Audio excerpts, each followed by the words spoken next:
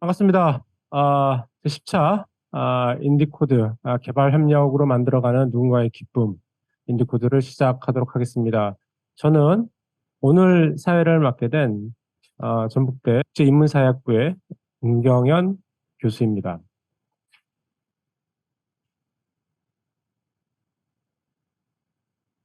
네, 기대하지 않았던 박수가 나와서 제가 당황스러운데 바로 교수님 소개해드리려고 했는데 박수를 쳐주셔서 너무 감사합니다. 오늘 10차 인디코드의 강연자는 강원대 정치외교학과의 조영철 교수십니다. 큰 박수로 환영 부탁드립니다. 오늘 10차인데 10차여서 이렇게 청중이 많은 것인지 드디어 인디코드가 그 명성을 얻게 되어 이렇게 청중이 많은 것인지 또 줌에도 많은 분들이 지금 들어와 계십니다. 이런 것들이 지금까지 우리 인디코드 스태프들 여러분들께서 열심히 해주신 그 결과가 아닌가 생각을 합니다. 모두 감사드리고요. 오늘은 그 조용철 교수님께서 국제개발협력 정책에 대한 탈식민주의적 시각이라는 주제로 강연을 해주시고 또 필요한 질의응답 그리고 여러분 청중으로 현장에 계신 그리고 줌으로 들어오신 여러분들의 질의응답 시간을 갖도록 하겠습니다. 여러분 사실 정말 듣기 어려운 주제이고 또 조영철 교수님은 한국의 국제 정치에서 이론 분야에서 제가 보기엔 가장 훌륭하신 분이 아닌가 생각을 합니다. 가장 많은 연구를 하고 계시고요. 타의 추종을 불허하는 그런 전문성을 가지고 계십니다.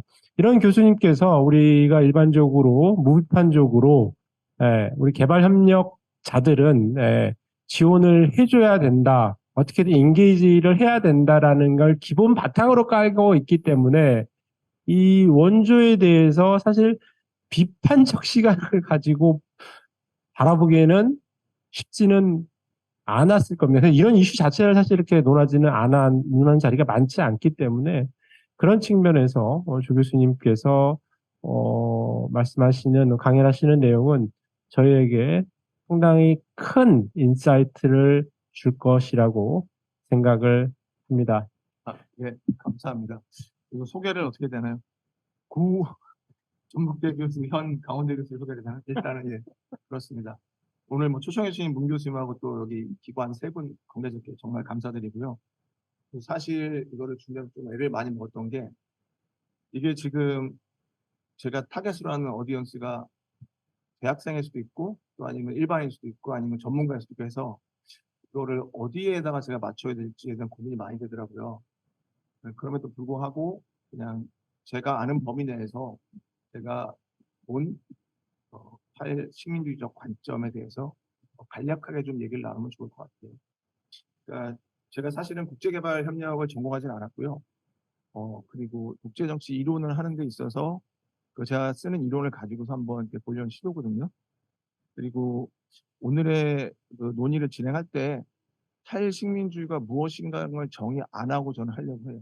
정의를 안 하고 기본적으로 보고 싶은 게 주류 개발 학문, 특히 서양의 주류 개발 학문이 그 근저에 깔린 그 철학적 기반이 뭔지 아니면 그 근저에 깔린 사고에 깔린 그 근저의 인식의 토대가 뭔지에 대해서 이야기를 하려고 해서 지금 제가 얘기하려는 거는 뭐 한국의 코이카가 어느 나라에 가서 국제 원조를 어떻게 했다는 등 구체적인 사안에 대한 얘기가 아니라요.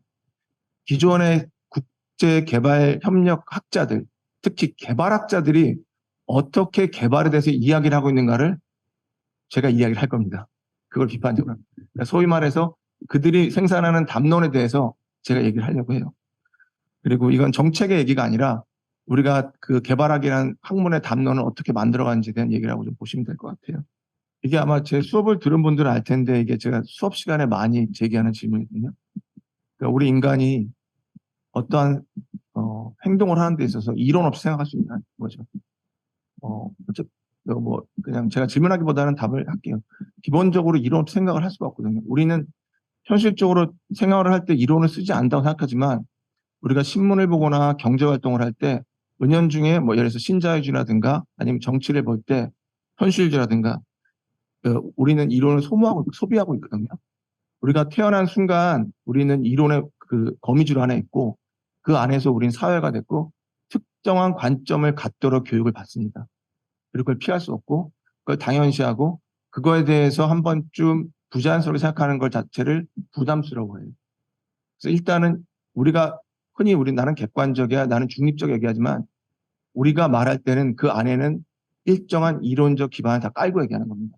단 그게 뭔지 우리가 모를 뿐이죠. 교육을 받아왔기 때문에.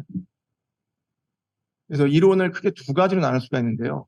이거는 로버트 코츠라는 이제 학자가 얘기한 건데 첫 번째가 이제 문제 해결적 이론이에요. 이게 뭐냐면 이 이론은 기존 체제를 운영하고 유지하는 데 있어서 발생되는 문제를 해소하는 게 목적인데 기존의 권력 관계와 시스템을 유지하는 거예요. 안정화 특권 유지하는 거예요.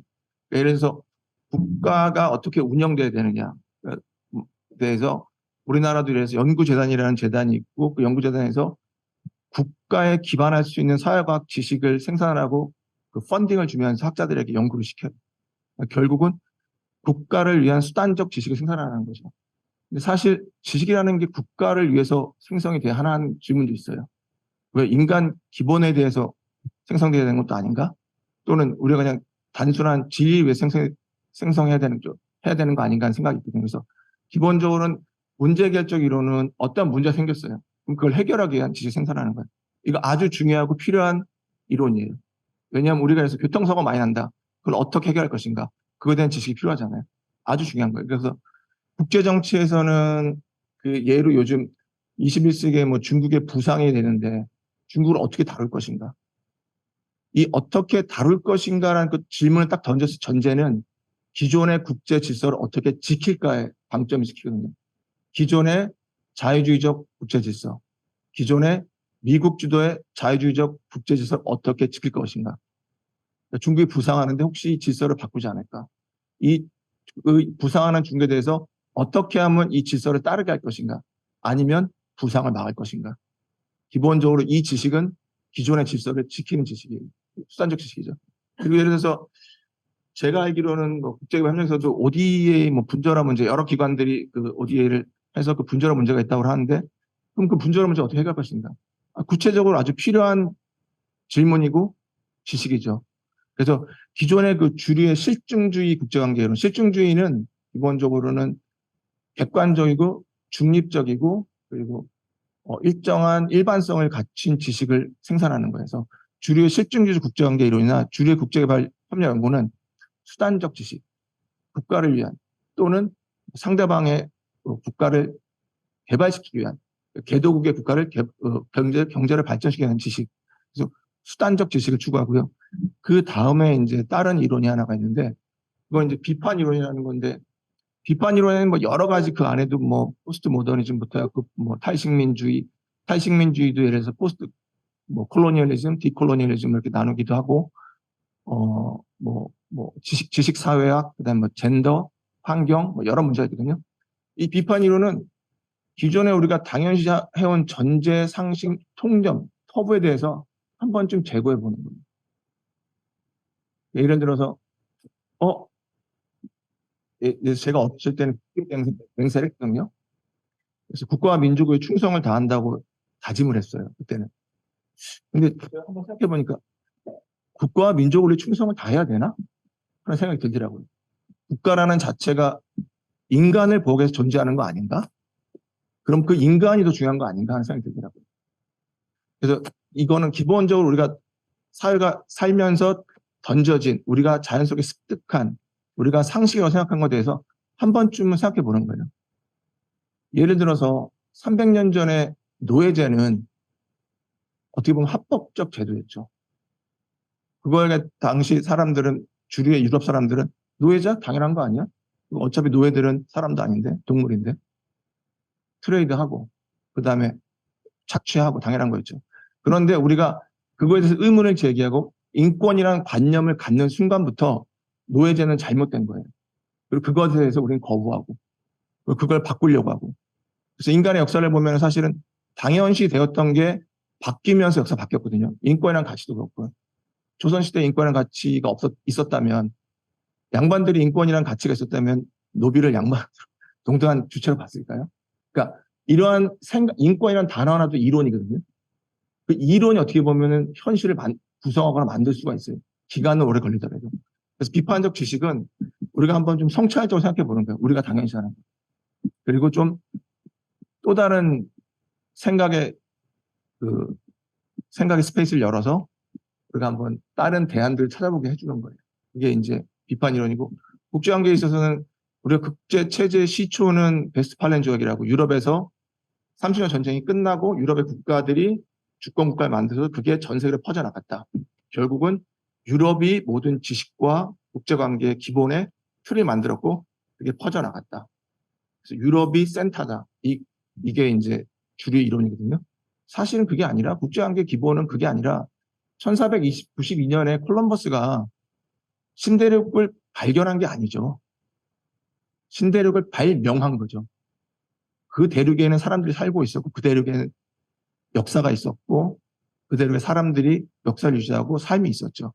그거를 콜럼버스가 가서 북미 대륙으로 발명을 한 거죠. 발견을 한 게 아니라. 그게 어떻게 보면 식민지와 제국주의 시작인데, 그게 오히려 국제관계 시작이 아닌가 하는 이제 의문점을 제기하는 거죠.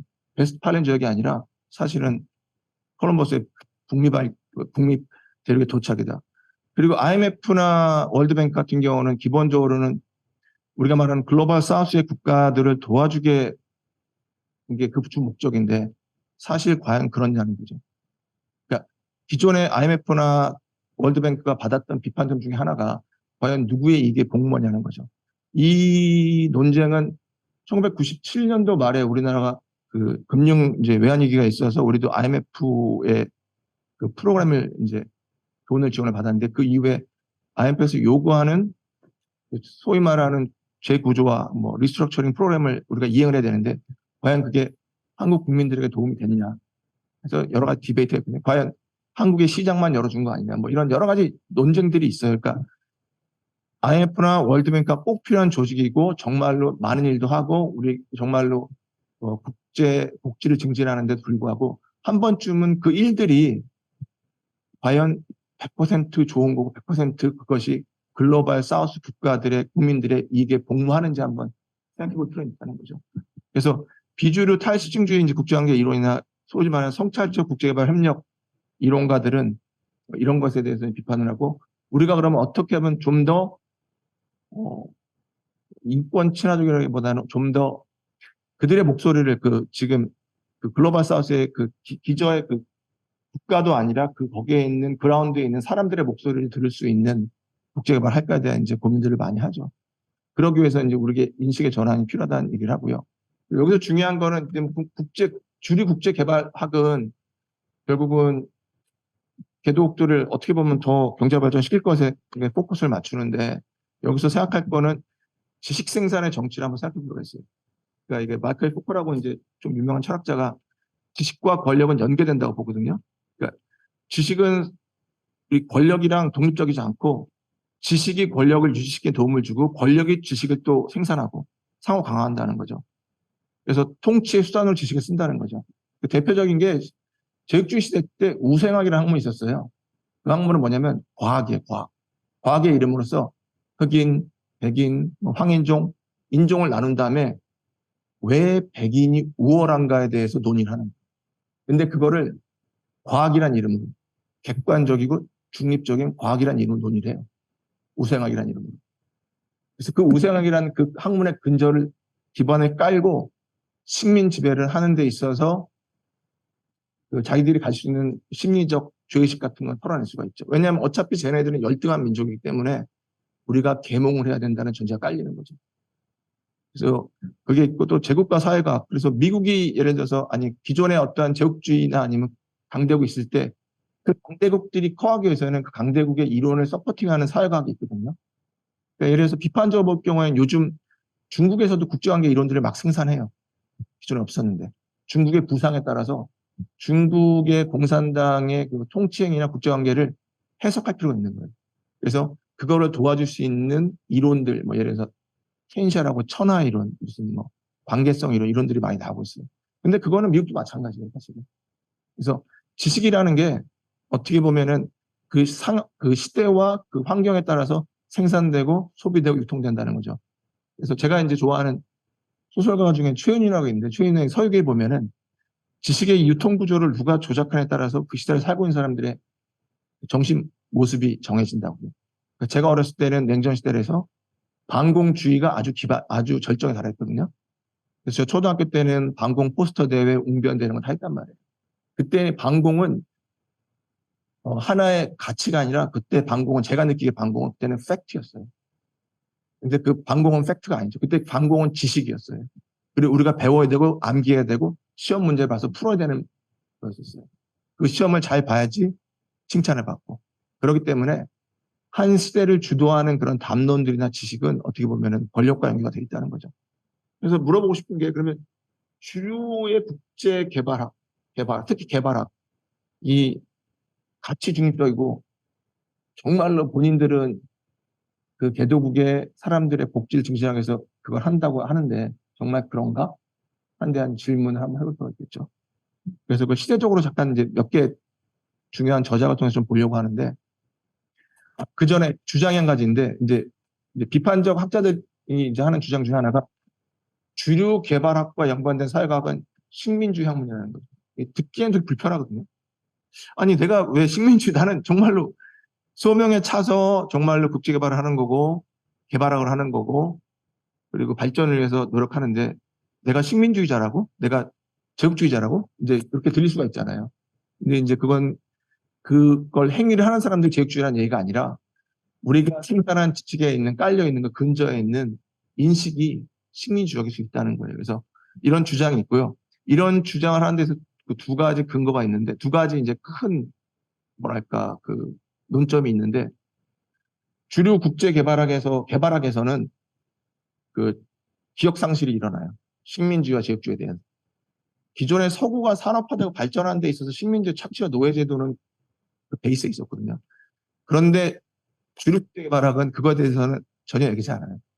물론 요즘에 대해서는 이제 성찰적 하시는 분들이 있어서 얘기가 나오고 비판도 하는데, 여러분들이 교과서를 보시면 거의 얘기 나오지 않아요. 제가 코이카에서 만든 교과서를 봤는데 그래도 2페이지 정도 얘기 나오더라고요. 2페이지 정도. 근데 그 기존에 이제 있던 다른 교과서에서는 그런 얘기 전혀 나오지 않아요. 그리고 또 하나는, 기존에 거기에 있는 주류 국제 개발을 갖고 있는 그 근저 인식론에 깔려 있는 약간의 인종주의, 문화 우월주의가 깔려 있어요. 그래서 내가 지금 이 후진적인 국민들을 계몽하겠다. 자기애는 이제 사명감에 차 있는 거죠. 그러면서 자신들이 어떻게 보면 지배와 폭력을 정당화하는 그 도구로 쓰는 경우가 많거든요. 그래서 이 두 가지의 이제 논점이 있고요.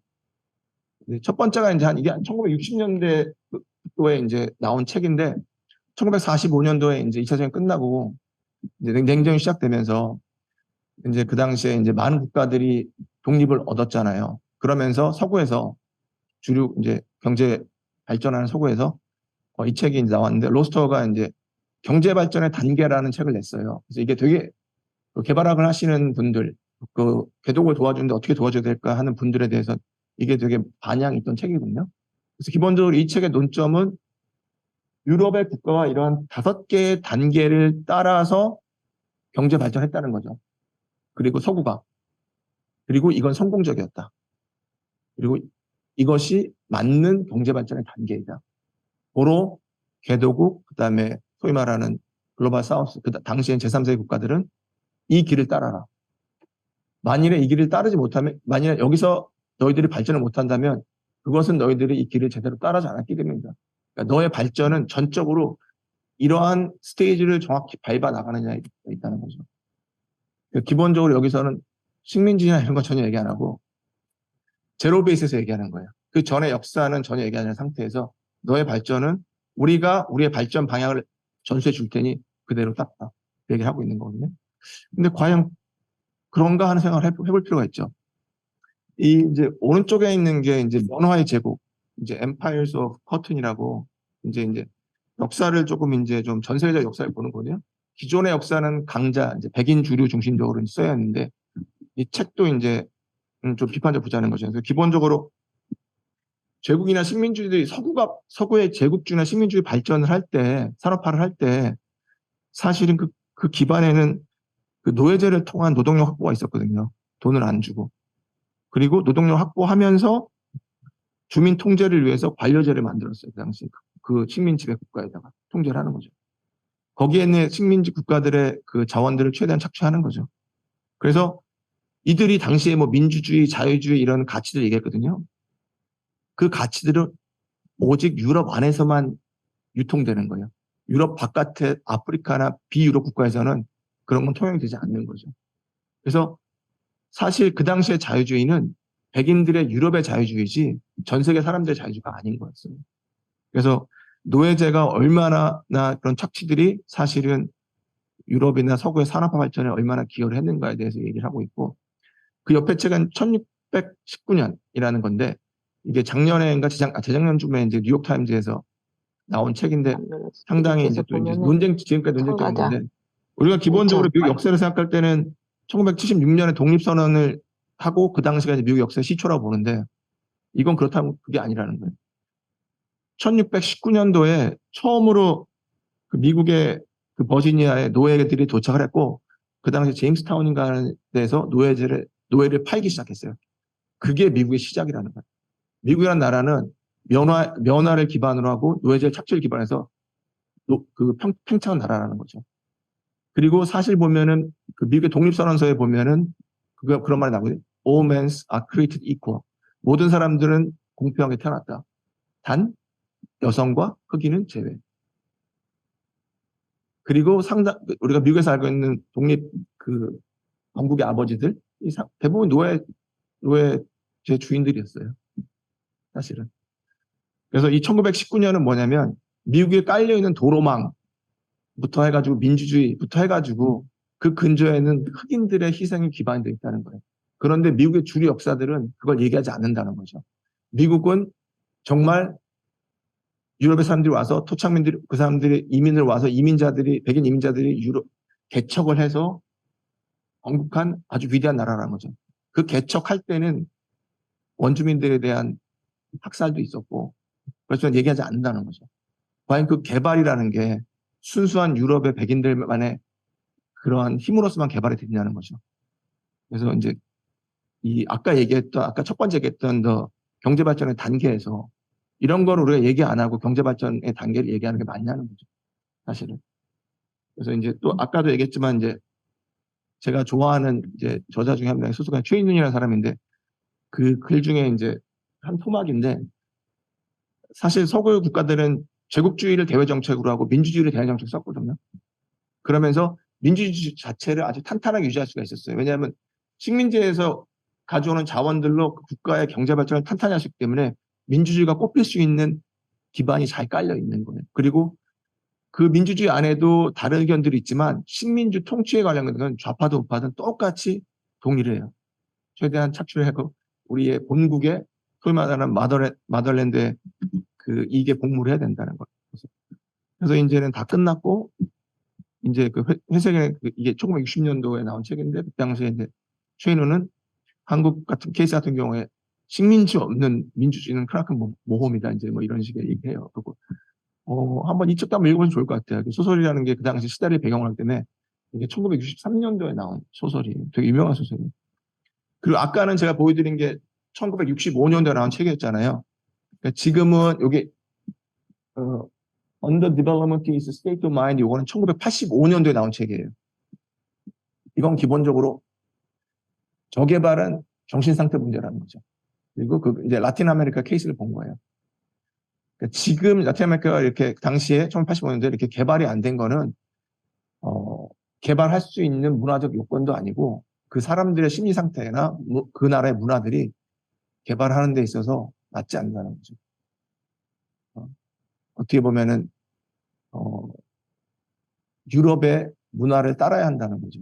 근데 그게 15년 후에 또 다른 책으로 나와요. 이건 제가 이제 수업 시간에 썼던 책인데, 문화는 중요하다 하면서 어떻게 가치가 인간의 진보를 형성하는가 얘기하면서 이것도 문화의 중요성을 얘기하면서 왜 라틴 아메리카나 아프리카 국가들은 뭐 다른 나라에 비해서 개발을 못하는가? 일본은 왜 개발이 그렇게 빨리 되는가? 일본은 기본적으로 일본이 갖고 있는 문화는 서구의 문화와 유사하고 일본이 메이지 유신을 통해서 근대 국가로 탈바꿈했기 때문에 그리고 그걸 유지했기 때문에 이런 식의 논의를 전개하거든요. 그래서 여긴 기본적으로는 그 개도국 글로벌 사우스에 대한 문화 개조론의 얘기를 해요. 우리의 문화를 일단 기본적으로 깔고 있는 게 너의 문화든 개발하기 적절치 않다, 열등하다. 그런 열등하다는 말을 안 하죠. 근데 그 근접한 인식론에서는 그게 보인다는 거죠. 그리고 우리의 문화는 가장 하위에 있는 문화이기 때문에 이거에 맞추라는 거죠. 경제를 개발하려면 문화를 바꿔라. 어떻게? 우리처럼. 그 얘기가 나온 겁니다. 그리고 이제 그럼 과연 문화의 저발전의 진짜 원인인가? 하는 게 여기서 이제 이게 한국학자 장하준 교수님이 쓴 두 가지 책인데 하나는 이제 사다리 걷어차기. 사실은 기존에 선진국들이 발전할 때는 보호무역을 많이 했거든요. 근데 막상 개도국이 이제 그리고 처음에는 보호무역을 하고 그 다음에 자유무역을 얘기를 했는데 막상 개도국들이 이제 경제개발을 하려고 하니까 보호무역을 못하게 한단 말이에요. 그러니까 본인들이 스스로 발전한 경제발전 단계가 있는데 본인들이 위에 올라간 다음에는 그 발전을 못하도록 사다리를 걷어찬다는 거죠. 네, 걷어찬다는 거죠. 그리고 이제 기본적으로 어떻게 사실은 저게 개도국을 도와주고 이런 소명과 이런 마음이 있지만 과연 그들이 서구와 유럽과 동등한 위치에 서는 걸 원하냐는 거예요. 그거에 대한 질문도 있고 그 기술적인 방법에 대해서 있고 또 이제 문화라는 것도 어떻게 보면은 아주 거대한 건데 그걸 어떻게 규정하냐는 거죠. 요즘에 와서는 서구 학자들은 유교 문화가 동아시아 발전의 근간이었다고 하는데 사실 120년 전에 150년 전에 동아시아가 서구의 제국주의에 영향을 침탈을 받을 때 그 당시에도 유교였거든요. 그때는 침탈을 받았는데 지금은 또 유교가 동아시아 발전의 근간이라고 하니까 그럼 문화를 어떻게 규정할 건데? 하는 또 질문이 있겠죠. 사실 아까 얘기했던 문화 일종의 개조론도 어떻게 보면 우리가 비판적으로 볼 필요가 있다는 거죠. 그리고 또 하나가 이거 최근에 나온 건데 이거는 저기 Case for Colonialism은 이게 Third World Quarterly라고 조금 약간은 좀 약간 좀 비판적인 글들이 많이 나오는 곳인데 2017년에 이 글이 나왔어요. 이 글이 나와서 이게 큰 문제 생겨서 이 저자가 글을 뺐어요. 저널에서. 큰 문제 된 중에 하나가 이 글의 기본적 입장은 식민주의는 기존의 그 식민의 경험이 있는 글로벌 남반부 국가들에게 좋았다는 거죠. 유용했다는 거죠. 도움을 줬다는 거죠. 그들을 근대화시키고 그들의 통치체를 발전시키고 그들을 깨어나게 했다는 거죠. 그리고 이 글을 또 더 큰 반향을 일으킨 중에 하나는 지금도 필요할 수 있다.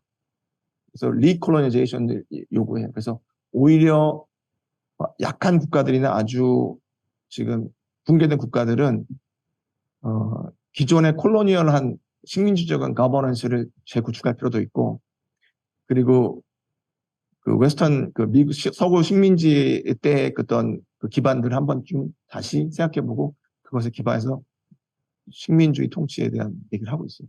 그리고 옆에 책은 콜로니얼리즘이라 해서 이제 한 번쯤 윤리적으로 생각해보자는 건데 이제 옥스퍼드 교수가 낸 책인데 이 책 같은 경우도 이제 우리가 대영 제국이 식민주의 지배한 것에 대해서 죄의식을 느낄 필요 없다는 거죠. 객관적인 측면에서 괜찮았다는 거죠. 그리고 식민주의는 차별주의적이지 않았다는 거죠.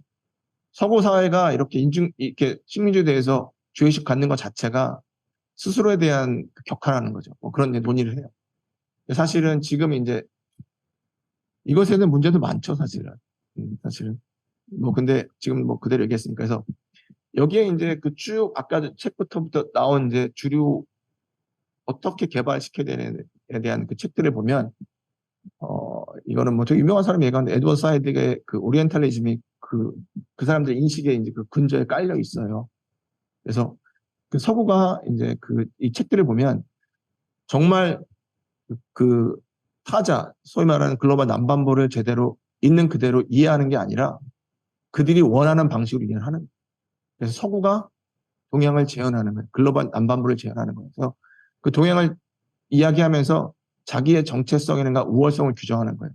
이건 일종의 인신론적 폭력이거든요. 그래서 여기서 이제 규정을 할 때 서구는 문명적이고 선진적이고 박식하고 이성이 있고 청결하고 완결해요. 유용하고 성숙하고. 근데 동양은 야만적이고 미개하고 무지하고 더럽고 결핍 있고. 그래서 동양은 여기서 볼 때 이제 소위 말하는 동양이라는 거는 비서권 얘기하겠죠. 정복을 하던가 식민적으로 정복을 하든가 아니면 계몽을 시켜야 돼요. 그러니까 일본의 우파 입장에서 우리나라 식민지를 했을 때 우리나라 식민 지배한 게 아니죠. 일본의 우파 입장에서는. 우리나라를 계몽시킨 거죠. 그렇게 얘기하겠죠. 일본의 우파 입장에서는. 그래서 이런 걸 갖다가 이제 문명화 과정이라고 하거든요. 그러니까 내가 문명화 시키겠다는 거예요. 그리고 이제 또 한 말은 백인의 책무. 아무도 그들에게 책무를 주어주지 않았는데 스스로가 나에게는 저 후진적인 저런 미개한 무지한 타자들을 계몽시키고 발전시킬 책무가 있다고 생각하는 거예요. 이 책무감을 가졌을 때는 그 다음에는 자신의 행동이 정당화되는 거예요. 그게 침략이든 지배든 통치든. 그래서 이러한 인식론들이 서구의 지배와 컨트롤을 정당화한다는 거죠. 그리고 어차피 우리 서로 간의 격차가 있기 때문에 일정 정도의 불평등과 부정의는 당연한 거예요. 당연한 거예요. 그리고 이제 그러면서 이제 제가 이제 던지고 싶은 얘기는 우리 한국에서도 이제 많은 요즘 국제개발이라는 것, 담론도 상당히 많이 뜨고 상당히 주목받는 학문이거든요. 그리고 또 북한 국제개발협력도 있고 여러 가지가 있잖아요. 그러니까 우리는 이렇게 수단적 지식을 추구하는 데서는 되게 많은 성과를 이뤘다고 봐요, 저는.